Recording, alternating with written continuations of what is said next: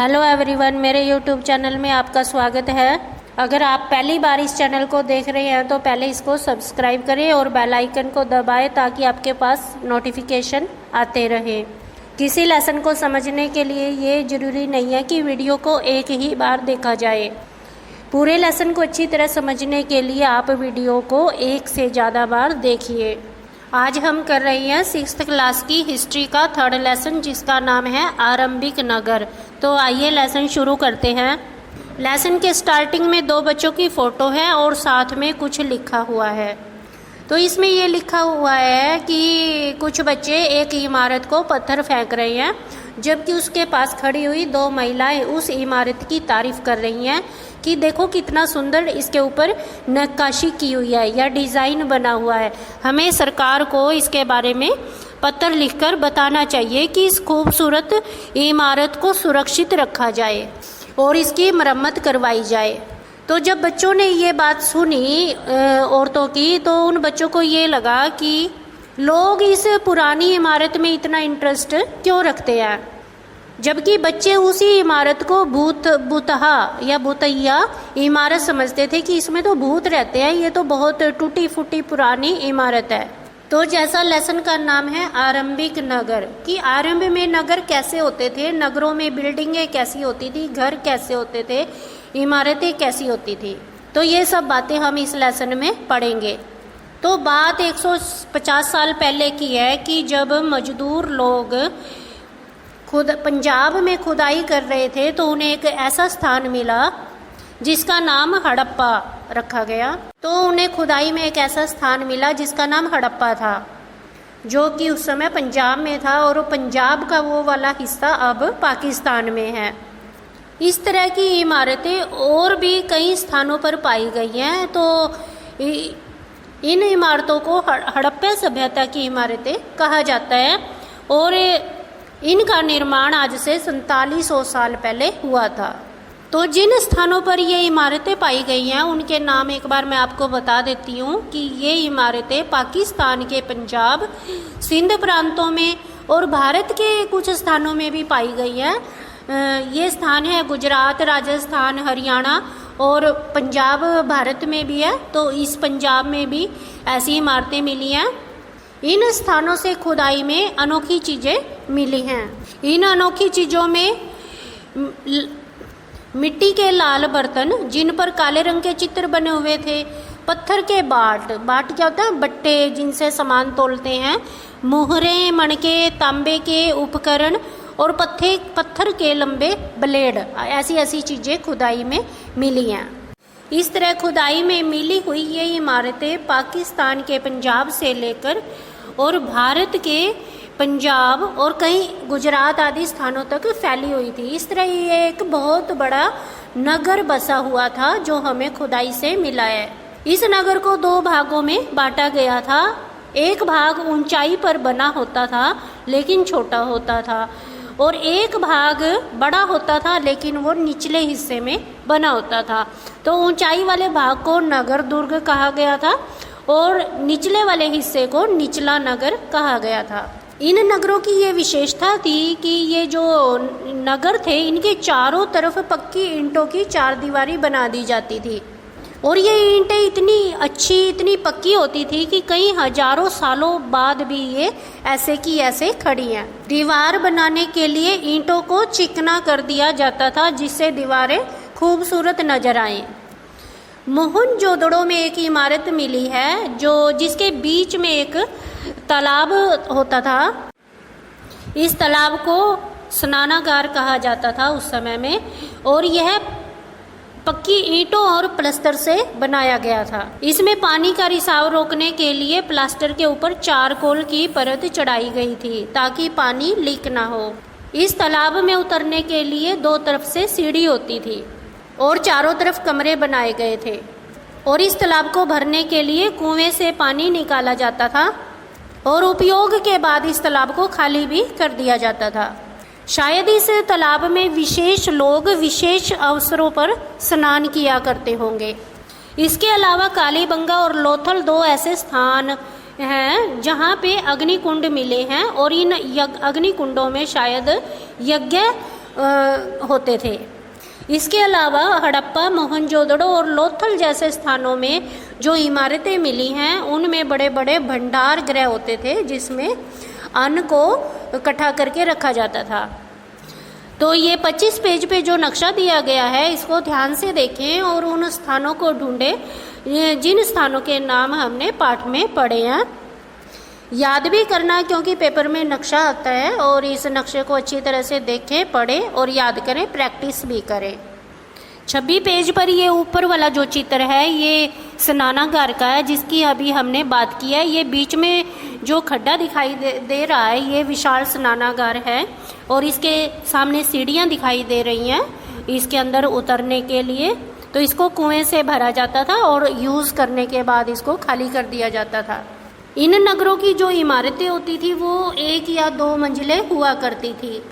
घर के आंगन के चारों तरफ कमरे होते थे और घर के अंदर एक स्नानागार होता था और कुछ घरों में तो कुएं भी होते थे। इस तरह हम देखते हैं कि ये जो नगर बसाया गया था इसकी अलग से ही विशेषता थी जो कि आज के ज़माने में नहीं पाई जाती। इस नगर की जो नालियाँ थी वो ढकी हुई होती थी और पक्की ईंटों से बनी होती थी ताकि घर का गंदा पानी नालियों के द्वारा दूर या नगर से बाहर निकाला जा सके। और ये नालियाँ ढलानदार बनाई गई होती थी ताकि पानी बह जाए। इन नालियों को सड़कों के नालों से जोड़ दिया जाता था। क्योंकि ये नालियाँ ढकी हुई होती थी इसलिए जगह जगह पर मेन होल बना दिए जाते थे इनकी सफाई करने के लिए। तो इन सभी बातों से ये पता चलता है कि ये जो नगर बसाया गया था ये एक योजनाबद्ध तरीके से बसाया गया था, अच्छी व्यवस्था की गई थी। हर एक चीज़ की, इमारतों की, नालियों की, स्नानागार की बड़े अच्छे ढंग से व्यवस्था की गई थी। जैसा कि 27 पेज पे चित्र दिया गया है तो ये ऊपर वाले चित्र में दोनों तरफ नालियाँ दिखाई दे रही हैं और नीचे वाले चित्र में कुआं दिखाई दे रहा है जो कि पक्की ईंटों से बने हुए हैं। इन इमारतों को देखकर उस समय की भवन निर्माण कला की जानकारी मिलती है कि उस समय की जो भवन निर्माण कला थी वो कितनी अच्छी तकनीक वाली थी और कितनी सूझबूझ से उस समय इमारतें बनाई जाती थी। और इन इमारतों में बहुमूल्य पत्थर का भी प्रयोग किया जाता था। शायद ये पत्थर बहुत दूर दूर से भी मंगवाते होंगे। इन नगरों में लिपिक भी होते थे। लिपिक किसको कहा जाता है? जो मुहरों पर लिखते थे। तो ये जो बातें हम कर रहे हैं इन बातों से हमें ये पता चलता है कि उस समय के लोग क्या काम करते थे। तो कुछ लोग तो भवन निर्माण कला का ही काम करते थे, कुछ लोग लिपिक का काम करते थे, मुहरों पर लिखने का काम करते थे। इसके अलावा कुछ लोग स्त्री या पुरुष उद्योग स्थलों पर भी तरह तरह की चीज़ें बनाते थे, जैसे आभूषण बनाते थे क्योंकि राजा लोग आभूषण पहनते थे, सोने चांदी के, मनके आदि पहनते थे। तो इस काम में स्त्री या पुरुष दोनों मिलकर के काम करते थे। इसके अलावा लोग लंबी यात्राएं भी करते थे और यात्रा के दौरान दूसरे दूसरे स्थानों पर चीज़ें लेके जाते थे या वहाँ से लेके आते थे और अपने स्थान पे लोगों को दे देते थे। इस तरह ये सभ्यता और संस्कृति दूर दूर तक फैल गई थी। अभी तक हमने जिस शहर की बात की है वो मोहनजोदड़ो का शहर था जो पाकिस्तान के पंजाब में है। 27 पेज पे सबसे नीचे जो चित्र दिखाए गए हैं जो जानवर आदि के नज़र आ रहे हैं ये उस समय की मोहरें होती थी और इस समय जो ये लिपि लिखी गई है इस लिपि को विद्वान आज तक भी पढ़ नहीं पाए हैं क्योंकि आज तक इस लिपि के अर्थ का पता नहीं चल पाया है। इनके जो बाट होते थे वो चर्ट पत्थर के होते थे जिन्हें बड़ी सावधानी से बनाया जाता था। इसके अलावा जो इनके आभूषण होते थे या मणके होते थे वो कार्निलियन पत्थर से बने हुए होते थे। उस समय में भी लोग जो है कढ़ाईदार वस्त्र पहनते थे। जैसा कि ये 28 पेज पे मूर्ति दिखाई गई है तो इसके जो वस्त्र हैं वो कढ़ाईदार हैं। इस सभ्यता के जो बर्तन होते थे वो मिट्टी के बने हुए होते थे, लाल मिट्टी के बने हुए होते थे और उस पर काले रंग के डिजाइन बने हुए होते थे। अगर हम वस्त्रों की बात करें, कपड़ों की बात करें, तो अगर कपड़े होते थे तो इसका मतलब वो लोग कपास की खेती करते थे।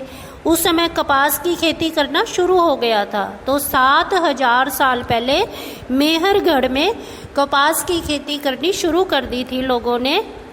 और लोग या स्त्रियां सूत कताई का काम भी घरों में करती थी।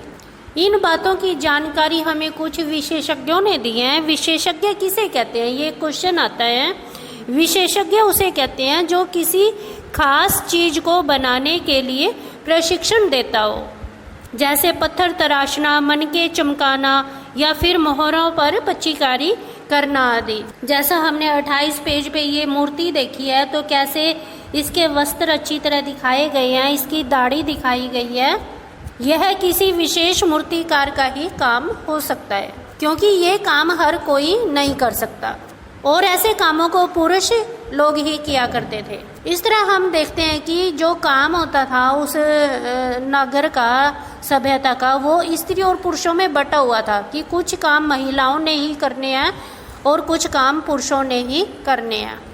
आगे हम बात करते हैं कच्चे माल की। कच्चा माल किसे कहते हैं?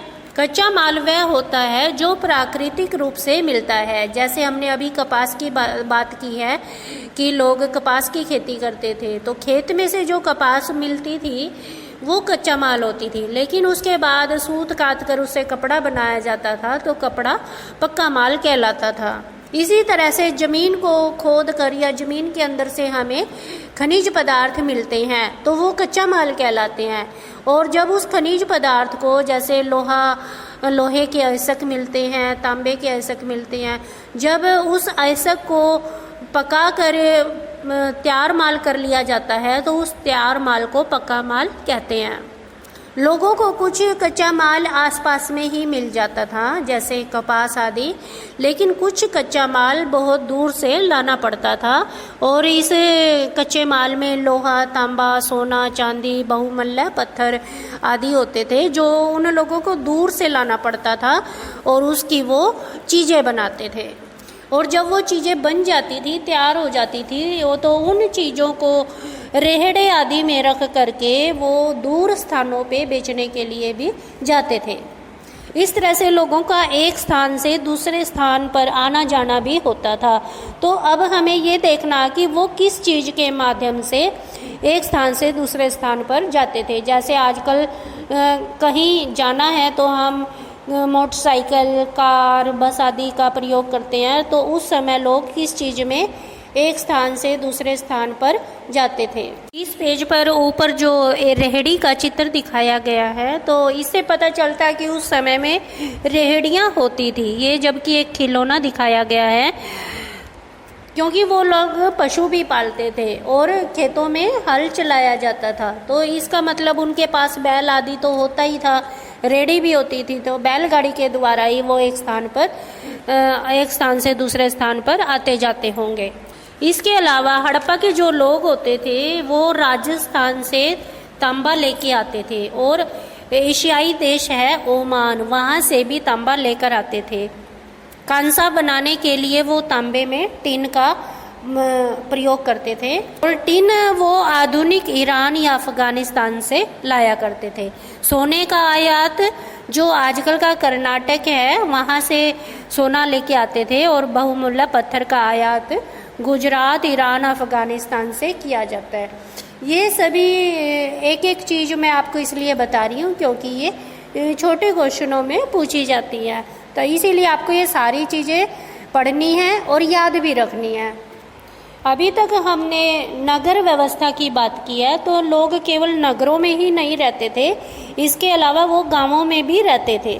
तो गांवों में लोग खेती भी करते थे और खेतों में बैल से हल चलाने का प्रयोग किया जाता था, और वे गेहूं, जौ, दालें, मटर, धान, तिल, सरसों आदि उगाते थे। हड़प्पा सभ्यता के लोग गायें, भैंस, भेड़, बकरियां आदि पालते थे, और ये खेतों को में सिंचाई करने के लिए पानी को इकट्ठा कर लिया करते थे। जैसे बारिश का पानी है वो इकट्ठा कर लेते थे और उस पानी से ये खेतों की सिंचाई करते थे। इसके अलावा ये मछलियाँ भी पालते थे और हिरण आदि का शिकार आदि भी किया करते थे। अब हड़प्पा कालीन एक और नगर की हम बात करेंगे जिसका नाम है धोलावीरा, और ये गुजरात में स्थित था, जहाँ पे आजकल गुजरात है। तो जैसे हमने बात की है कि हड़प्पा का जो नगर है वो 2 भागों में बटा हुआ था, लेकिन ये जो धोलावीरा का नगर था ये 3 भागों में बटा हुआ था। इस नगर के चारों तरफ भी पत्थर की ऊंची ऊंची दीवारें बनाई गई थी और अंदर जाने के लिए एक बड़ा सा प्रवेश द्वार भी होता था।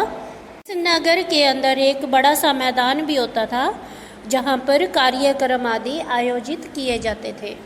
हड़प्पा लिपि पत्थरों के ऊपर, बड़े बड़े पत्थरों के ऊपर पत्थरों को खोद करके अक्षर लिखे जाते थे जिन्हें अभिलेख कहते हैं।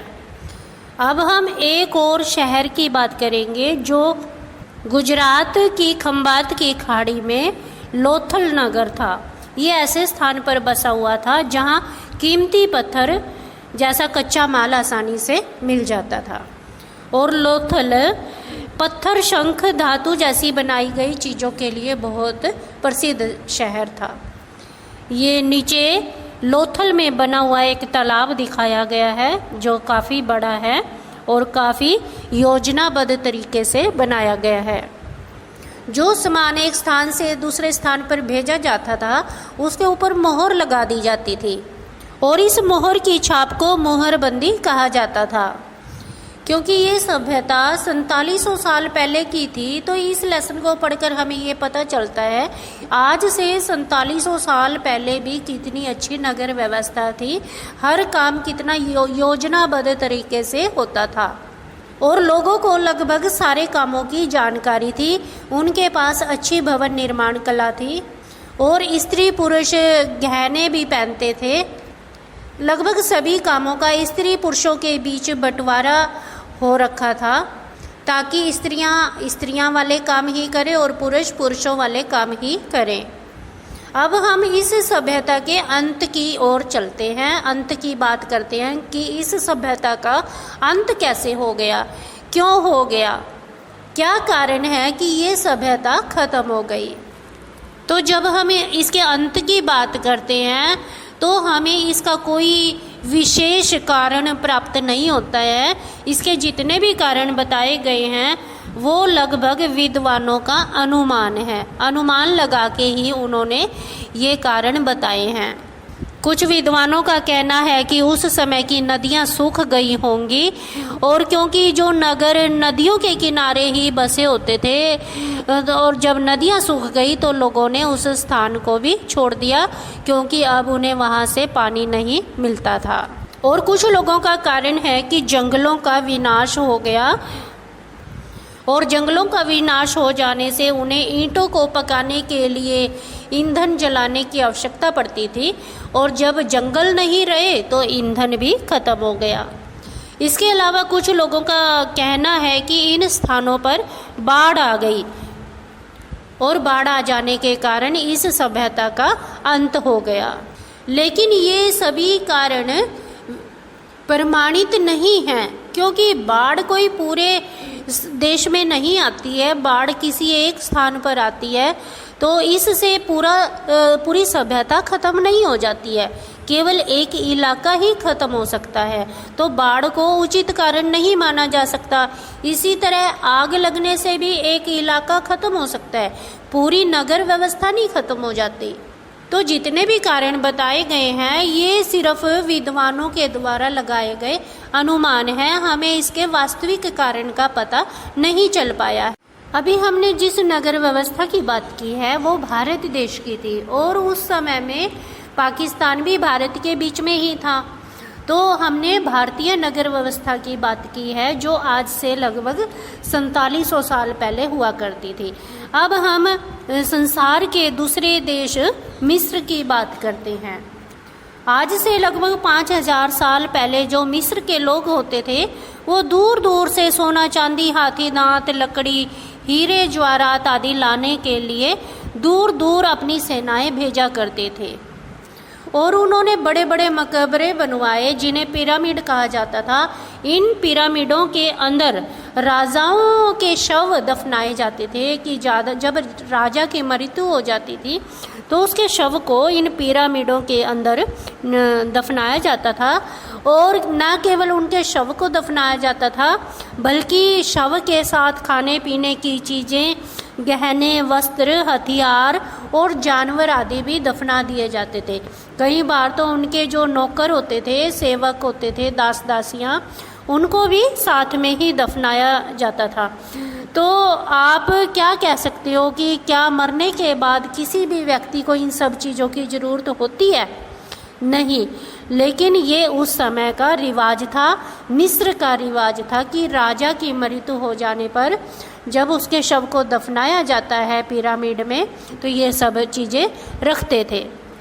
यहीं पर हमारा ये लेसन पूरा हो जाता है। पूरे लेसन को समझने के लिए आप वीडियो को बार बार देखें। अगर आपको कहीं से कुछ चीज़ समझ नहीं आ रही है तो आप उस चीज़ को देखने के लिए दोबारा से वीडियो देखें और बार बार देखेंगे तो आपको पूरा लेसन आसानी से समझ आ जाएगा और मुश्किल भी नहीं लगेगा और इस पढ़ने में आपकी रुचि भी बन जाएगी। जिन लोगों को इतिहास बोरिंग लगती है, कई लोग कहते हैं कि एसएसटी बोरिंग होती है, इंटरेस्ट नहीं होता उनका एसएसटी में, तो वो केवल वीडियो देखें। वीडियो देखने से ही आपका काम हो जाएगा। आप 2-4 बार वीडियो देखेंगे तो इससे आपको काफ़ी जानकारी मिलेगी। और एसएसटी की नॉलेज होना हमारे लिए बहुत ज़रूरी है क्योंकि जब हम किसी सर्विस के लिए अप्लाई करते हैं, नौकरी के लिए, तो जीके हमारे से पूछी जाती है और जीके की नॉलेज एसएसटी से ही मिलती है। आप किसी भी छोटी बड़ी नौकरी के लिए अप्लाई करेंगे तो आपको जीके होना बहुत ज़रूरी है या एसएसटी की नॉलेज होना बहुत ज़रूरी है। और अगर आपने मेरा चैनल सब्सक्राइब नहीं किया है तो कर लें और बेल आइकन को भी दबाएं ताकि आपको सारे नोटिफिकेशन मिलते रहें। All the best.